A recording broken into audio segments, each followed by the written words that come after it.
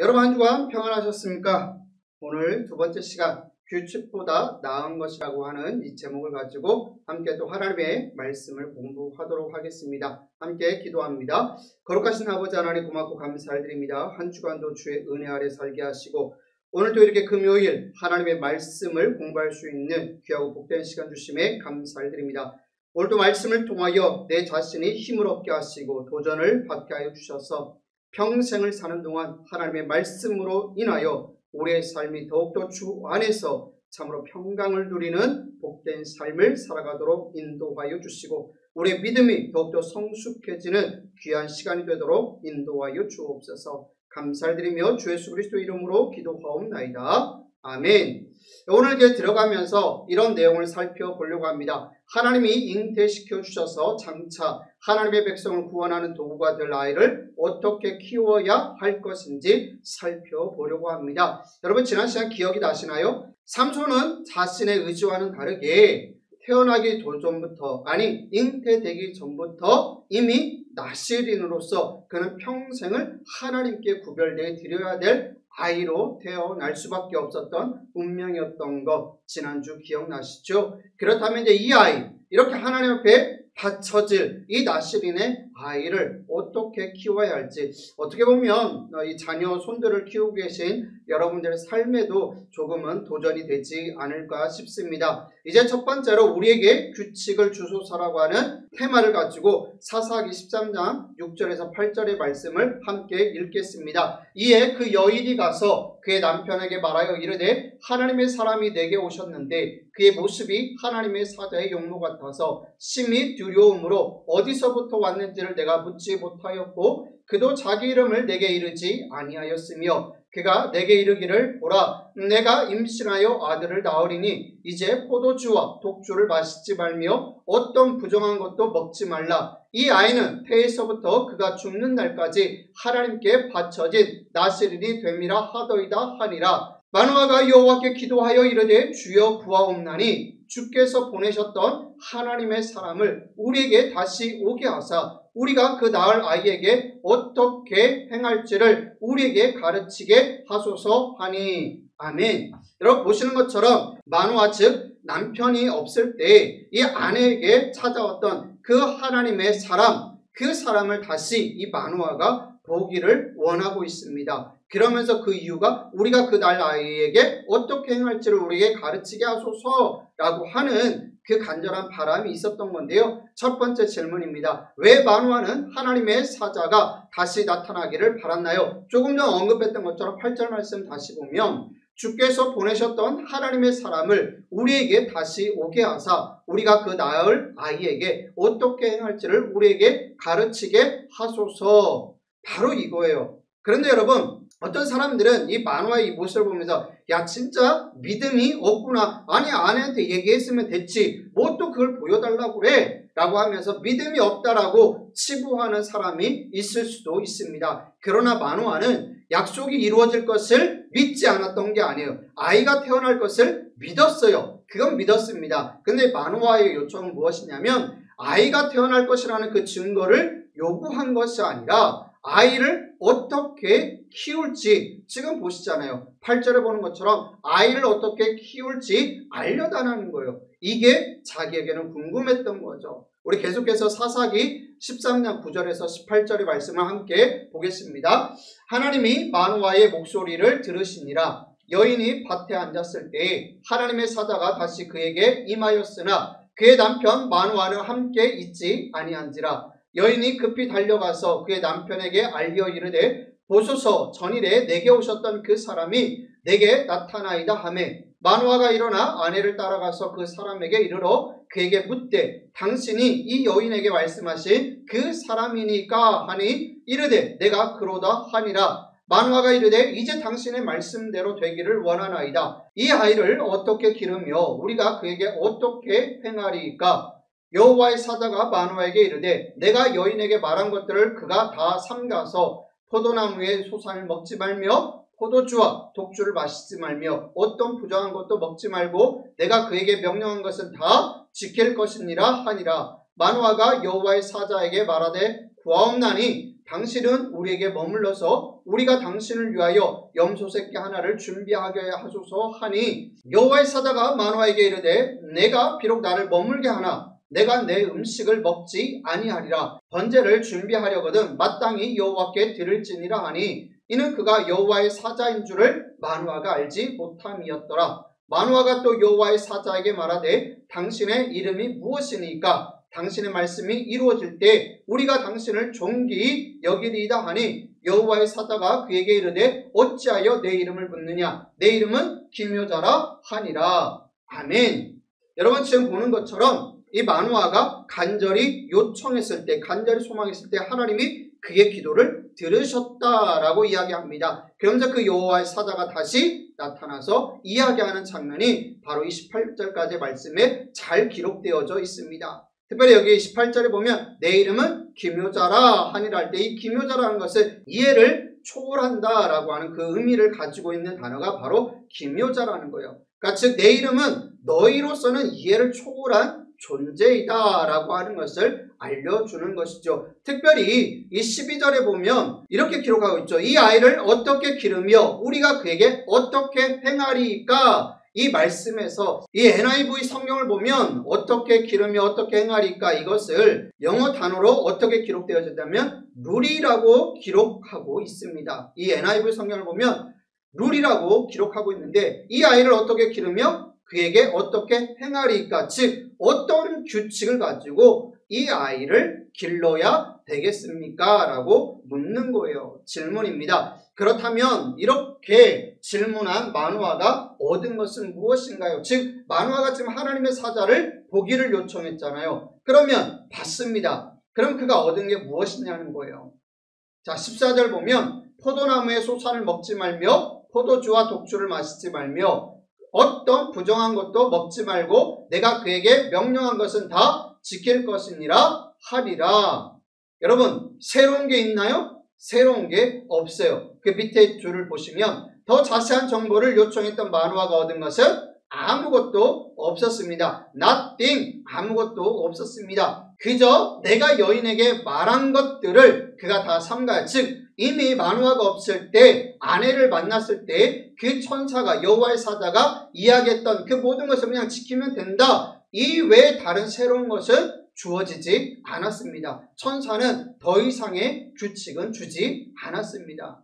무언가 더 얻고자 마노아는 그가 여호와의 사자임을 알지 못한 채 이제 그에게 음식을 제공합니다. 즉 무슨 말이냐면 마노아가 그렇게 원했지만 새로운 게 없습니다. 그러니까 이 마노아 입장에서는 좀 답답했던 것 같아요. 그러니까 이제 뭐합니까? 음식을 제공하기 시작합니다. 여러분 이 시대 속에서 음식을 제공한다라는 게 의미가 있어요. 그 시대의 문화에서 누군가에게 음식을 먹이면 먹은 사람은 이 대접한 사람에게 무언가를 해줘야 할 의무가 있었던 시대예요. 바로 이 시대가. 이것은 이방 종교의 요소이기도 합니다. 해서 어떤 사람의 이름을 아는 것은 관계를 맺고자 하는 의도이고 이렇게 되면 양측에 어떤 의무가 발생할 소지가 있었던 시대였습니다. 마노아는 이렇게라도 해서 어떤 규칙으로 아들을 길러야 할지 여호와의 사자를 통해 듣고 싶었던 겁니다. 여러분 좀 안타깝지만 솔직히 그래요. 오늘 우리 기독교도 보면 우리가 이 과거 유교 전통 위에서 이 기독교를 받았기 때문에 유교적 요소가 너무나도 아직까지도 남아있는 우리 기독교의 모습을 보게 되거든요. 마찬가지예요. 바로 이 시대도 이 하나님을 믿는 신앙이 있었던 마노아지만 당시 성행해져 있었던 그 이방 종교의 요소의 터 위에서 이 여호와의 사자를 접대하고 있는 것을 보게 됩니다. 그가 그냥 단순히 감사함으로 접대한 게 아니라 이 당시 그 문화 속에서 보면은 내가 이 여호와의 사자에게 음식을 제공함으로 인하여서 이가 내게 무언가를 제공해야 될 의무를 주고 싶었던 거죠. 그러니까 이때까지 마노아는 여호와의 사자인지를 몰랐던 거예요. 그냥 한 사람, 그냥 뭐 하나님의 사람, 뭐 선지자 정도로 알았는지는 모르겠지만 어쨌든 그렇게 알았던 거예요. 그래서 이름을 물어본 것도 바로 다 이런 의무 때문에 그래요. 여러분 이방 종교에서 뭐 하죠? 우리가 성경에서 쭉 보는 것처럼 이방 신들은 뭐예요? 철저히 우리가 뭘 줘요. 아니면 내가 자애를 내요. 뭘 하면서 그에게 무엇을 구하는 그런 틀에서 이해하시면 좋을 것 같습니다. 다음 질문 한번 보겠습니다. 여호와의 사자는 마노아의 그런 시도 앞에서 뭐라고 말하고 있나요? 16절과 18절을 보면 여러분 16절입니다. 여호와의 사자가 마노아에게 이르되 내가 비록 나를 머물게 하나 내가 내 음식을 먹지 아니하리라. 번제물을 준비하려거든 마땅히 여호와께 드릴지니라 하니 이는 그가 여호와의 사자인 줄을 마노아가 알지 못함이었더라. 18절 한번 볼까요? 여호와의 사자가 그에게 이르되 어찌하여 내 이름을 묻느냐? 내 이름은 기묘자라 하니라. 여러분 결국 마노아는 어떻든 그 당시에 그 문화를 통해서도 이 아이를 어떻게 길렀으면 좋을까 이런 고민 속에서 자꾸만 이 여호와의 사자에게 접근하려고 했지만 아무리 애를 써도 마노아가 얻은 것은 아무것도 없었고 이 여호와의 사자는 마노아가 원하는 규칙을 말해주지 않습니다. 그는 규칙을 원했거든요. 아까 12절에 있는 그 NIV 성경을 볼 때 룰이라고 하는 단어, 즉 규칙, 어떤 틀, 이런 기준을 자꾸만 요구했지만 여호와의 사자는 더 이상 말해주지 않았습니다. 이 두 번째 테마로 규칙보다 나은 것, 과연 그것이 무엇인가? 이 테마를 가지고 사사기 13장 19절에서 25절의 말씀을 함께 보겠습니다. 이에 마노아가 염소 새끼와 소제물을 가져다가 바위 위에서 여호와께 드리매 이적이 일어난지라. 마노아와 그의 아내가 본즉 불꽃이 제단에서부터 하늘로 올라가는 동시에 여호와의 사자가 제단 불꽃에 휩싸여 올라간지라. 마노아와 그의 아내가 그것을 보고 그들의 얼굴을 땅에 대고 엎드리니라. 여호와의 사자가 마노아와 그의 아내에게 다시 나타나지 아니하니 마노아가 그제야 그가 여호와의 사자인 줄 알고 그의 아내에게 이르되 우리가 하나님을 보았으니 반드시 죽으리로다 하니 그의 아내가 그에게 이르되 여호와께서 우리를 죽이려 하셨더라면 우리 손에서 번제와 소제를 받지 아니하셨을 것이요 이 모든 일을 보이지 아니하셨을 것이며 이제 이런 말씀도 우리에게 이르지 아니하셨으리다 하였더라. 그 여인이 아들을 낳음에 그의 이름을 삼손이라 하니라. 그 아이가 자라매 여호와께서 그에게 복을 주시더니 소라와 에스타올 사이 마하네단에서 여호와의 영이 그를 움직이기 시작하였더라. 아멘. 여러분 이제 마노아가 자꾸만 뭔가 제공하려고 하니까 그 여호와의 사자가 뭐라고 합니까? 나에게 하지 말고 이 번제는 마땅히 하나님께 드려야 할 것 아니냐? 이제 이 말씀에 순종해서 이 제사를 드리니까 갑자기 불꽃이 임하면서 그제야 이 마노아 부부가 여호와의 사자인 줄을 알았다라고 하면서 그 여호와 사자가 다시 나타나지 않았다는 내용입니다. 그러면 여러분 왜 마노아에게 말해줄 것이 없는데 여호와의 사자가 나타났을까요? 그것도 궁금하지 않습니까? 마노아가 도움을 요청했지만 그 요청은 끝내 거절당했었지요. 그러나 사실 마노아는 필요한 도움을 받았습니다. 다만 마노아가 원했던 구했던 형태의 도움이 아니었을 뿐이지요. 마노아는 더 많은 규정을 갖기를 원했습니다. 하지만 얻지 못했습니다. 즉 여러분 무슨 말이냐면 마노아가 그렇게 소망했고 그에게 원했던 형식의 어떤 답을 그가 받은 것은 아니지만 이 성경을 통해서 보면 그는 훨씬 더 큰 것을 받았다라는 거예요.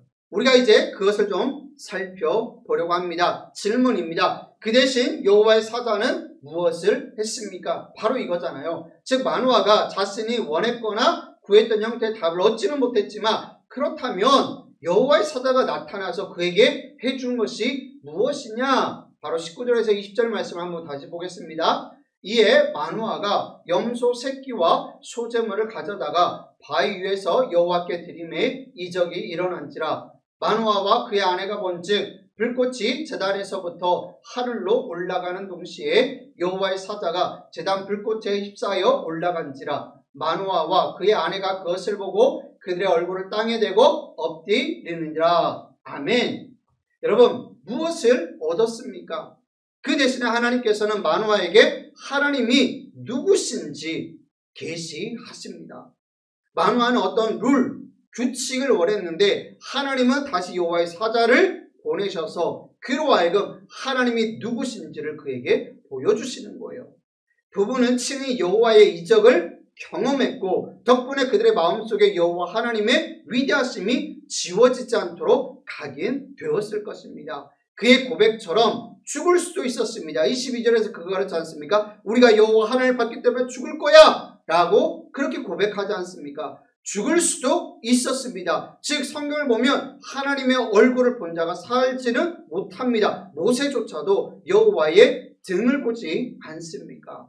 그들은 끝내 죽지 않았어요. 하나님은 당신의 선하심을 이들에게 보여주신 겁니다. 여러분 이게 무슨 말인지 아시겠어요? 그들은 이 아이를 어떻게 길러야 될지 어떻게 키워야 될지 어떤 막 세부적이고 구체적인 막 규칙을 막 원했지만 이들은 오히려 그 사건을 통하여 여호와의 사자 다시 한번 이 마음을 통하여서 하나님이 누구신지 이적을 경험하는 거예요. 여러분 이 사건이 오래가지 않겠습니까? 이 사건을 결코 잊을 수 있을까요? 아니 그들의 평생에 잊지 못할 거예요. 아마 이 아이, 낳을 아이를 볼 때마다 이 사건이 계속해서 그들의 뇌리 속에서는 떠나지 않게 될 거라는 거죠. 여러분 이것이 중요하다라는 겁니다. 하나님은 이들에게 이것을 보여주신 겁니다. 하나님이 주신 아들을 어떻게 하나님의 계획대로 양육할 것인가, 어떻게 하나님의 뜻대로 살고 하나님을 기쁘시게 하도록 양육할 것인가의 질문에 대한 대답으로 여호와께서는 이렇게 말씀하시는 거죠. 나는 더 많은 정보보다 나와 나의 성품을 훨씬 더 많이 알아야 한다. 이 세상의 모든 규칙들도 내가 너의 아들에 대해 해야 할 무수한 결정과 선택에 대해 다 지시해 줄 수 없다. 오직 내가 누구인지에 대한 깊은 이해만이 내게 필요한 것을 안내해 줄 것이다. 여러분 이게 무슨 말인지 아시겠어요? 우리가 솔직히 사랑한다 라고 했을 때 그 사랑한 사람이 뭘 원할까? 자꾸 뭐 원해? 내가 뭐 해주고 원해? 막 적습니까? 적지 않아요. 내가 그 상대를 사랑하게 되면 이 사람이 뭘 좋아할 건가? 자연적으로 관심을 갖게 되고요. 그것이 무엇인지 알게 되고요. 그렇다는 거예요. 그러니까 아는 것이 중요하다는 거예요. 마찬가지예요. 하나님의 택한 아들, 하나님이 선택한 나세린이라고 한다면 이 아이를 주신 하나님을 알면 이 아이를 어떻게 키워야 될지 아는 거란 얘기예요. 그러니까 하나님은 이것을 원하시는 거죠. 뭔가 구체적으로 1번, 2번, 3번, 4번, 그 다음에 영아기 때, 유아기 때, 유치, 이런 걸 원하는 게 아니라 네가 나를 알면 이 아이를 내 뜻에 맞게끔 키울 수 있다라는 거예요. 여러분에게 주어진 자녀, 손들도 마찬가지죠. 우리는 분명히 늘 고백하기를 태의 열매는 하나님께서 주신 상급이라고 우리는 아멘이라고 그 말씀을 받아들여요. 그렇다면 그 아이를 키울 때 이 아이를 내가 규칙에 따라서 키우는 게 아니라 하나님이 내게 이 아이를 상급으로 주셨다면 내가 하나님 알기를 더 갈급해야 된다는 거예요. 내가 하나님을 알기를 더 힘을 쓸 때 이 아이를 제대로 양육할 수 있다는 거죠. 이 아이를 보내주신 분이 하나님이시니까요. 여러분 우리가 여기까지 나가야 되지 않겠습니까? 마노아는 규칙을 받지 못했지만 대신 하나님을 받았습니다. 이게 정말 중요한 거예요. 하나님을 경험했잖아요. 이것은 우리 모두에게 주시는 메시지입니다. 우리는 규칙이 필요하다고 생각하지만 사실 우리는 하나님을 알아야 합니다. 아는 것이 우선이고 가장 핵심입니다. 그래서 호세아 6장 3절도 뭐라고 합니까? 그러므로 우리가 여호와를 알자. 힘써 여호와를 알자. 이렇게 얘기합니다. 하나님은 우리에게 모든 상황, 의심, 결정에 대한 지침을 주지 않으십니다. 하나님은 우리에게 일일이 지시하지 않으시고 마노아와 달리 우리에게는 여호와의 사자도 나타나지 않습니다. 뭐예요? 성령을 통해서 하나님이 우리와 함께 하시지요. 여러분, 자 구약과 신약을 좀 보시면 우리가 구약에는 보통 이렇게 얘기하죠. 613가지의 계명이 있다. 즉 어떻게 살아야 되는지 그 규칙이 막 적혀져 있어요. 근데 신약에도 그런 규칙이 있나요? 없어요. 왜요? 성육신, 즉 하나님의 아들이신 독생자 예수를 계속해서 인간의 몸을 입고 이 땅에 오셔서 그분이 우리와 함께 하심으로 말미암아 임마누엘로 함께 하시기 때문에 우리는 그 규칙이 중요한 게 아니라 하나님이 나와 함께 하시면 우리의 삶이 자연적으로 하나님 안에서 동행하는 삶을 살 수 있다는 거예요. 여러분 이게 중요한 거예요. 여호와를 안다고 했을 때 이 알면 경험을 통해서 아는 거예요. 내가 매일의 삶 속에서 내가 하루하루 살아가면서 삶의 매 순간에서 삶으로 경험하고 알게 되고 깨닫게 되는 그 알미예요. 그 하나님, 우리가 그렇게 하나님을 알 때 그 삶이 참으로 복된 삶이라는 거죠. 그리고 더군다나 이 신약 시대는 성령의 시대입니다. 성령께서 우리 안에 함께 하시기 때문에, 성령께서 우리와 함께 하시기 때문에, 그로 말미암아 성령을 통하여 우리가 하나님이 어떠한 분인지 알게 된다라는 것이지요. 적용해 보면 이렇습니다. 만약 내가 살아계신 하나님과의 관계를 즐기지 못한다면 그 이유는 다음과 같을 것입니다. 여러분 한번 잘 기억해 보세요. 하나님의 규칙을 억지로 지키기 때문이거나 하나님이 규칙을 주시기만 바라기 때문입니다. 여러분 이게 무슨 말인지 아시겠어요? 쉽게 표현하면 율법주의적 신앙을 갖고 있기 때문에 그래요. 율법주의 신앙. 즉 하나님의 규칙을 억지로 막 내 마음은 즐겁지 않아요. 근데 내가 오늘 말씀을 들었어요. 그러면 이 말씀을 지키기 위해서 막 피곤해져요. 삶이 피곤하고 스트레스 받아요. 이 억지, 즉 이 억지가 생기는 이유는 무엇이냐면 사랑이라는 게 없으니까 그래요. 우리가 사랑하는 사람과의 관계를 한번 또 생각해 보자고요.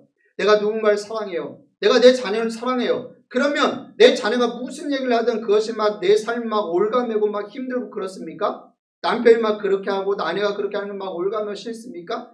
내가 진정 사랑하면 그렇지 않다라는 얘기죠. 또 하나는 하나님의 규칙을 주시기만 바라기 때문에 완전 수동적인 거예요. 사랑하는 사람들은 수동적이지 않아요. 능동적으로 그 사람이 뭘 좋아하지? 내가 이렇게 할 때 이 사람이 어떻게 반응할까? 항상 기대하고 설레이고 돌아보고 성찰하고요. 그렇게 살아가는 거죠. 여러분 신앙은 바로 이런 거예요. 막 내가 수동적으로 막 피곤해서 하는 게 아니라 내가 진정 하나님을 사랑한다면 다윗처럼 요셉처럼 요셉을 한번 보십시오. 뭐라고 말하지 않아도 그가 뭐예요? 하나님의 시선을 의식하는 거예요. 그래서 그 범죄자를 떠나지 않습니까? 여러분 이것이 중요하다는 겁니다. 규칙보다 나은 것은 바로 이거라는 거예요. 우리가 하나님을 아는 것, 하나님을 사랑하는 것, 하나님과 함께 하는 것, 이게 중요하다는 거죠. 오늘 우리도 만화처럼 더 많은 규칙을 갖고 싶어 합니다. 성경의 말씀을 기억해야 합니다. 누가 주의 마음을 알아서 주를 가르치겠느냐? 그러나 우리가 그리스도의 마음을 가졌느니라. 그리스도의 마음을 가졌다. 오늘 우리는 예수님의 마음을 가졌습니다.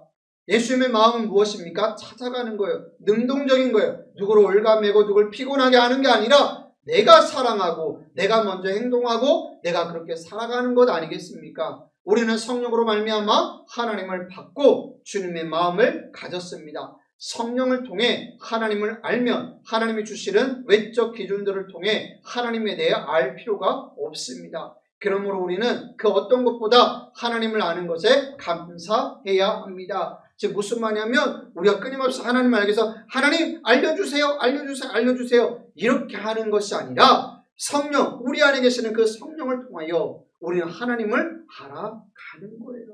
그래서 우리가 더욱더 하나님을 아는 것에 감사하고 내가 더 하나님의 시선을 의식하는 그런 삶을 살았으면 좋겠습니다. 그렇다면 궁금한 게 하나 있지 않습니까? 막 이렇게 규칙을 구했던 마노아 부부, 즉 여호와 하나님의 이적까지도 체험하지 않았습니까? 과연 이들은 아들을 어떻게 양육했을까요? 아들을 잘 양육했을까요? 결론적으로 말하자면 실패했습니다. 24절을 한번 보겠습니다. 그 여인이 아들을 낳음에 그의 이름을 삼손이라 하니라. 그 아이가 자라매 여호와께서 그에게 복을 주시더니. 아니 이 말씀만 보고 어떻게 성공인지 실패인지 알 수 있냐고요? 바로 이것 때문에 그렇습니다. 삼손이라는 이름의 의미는 작은 태양입니다. 태양은 당시 많은 가나안인들에게 신으로 여겨졌으므로 이것은 이스라엘이 여호와를 완전히 거부하지 않지만 다른 나라들의 신들을 예배하는 동시에 헌정으로 여호와를 예배했다는 단서가 됩니다. 이스라엘의 미래의 사사, 하나님의 아들의 예표인 자가 이교의 신을 따라 지어져서 태양의 아들로 불렸다는 것은 우려되는 일인 것은 분명합니다.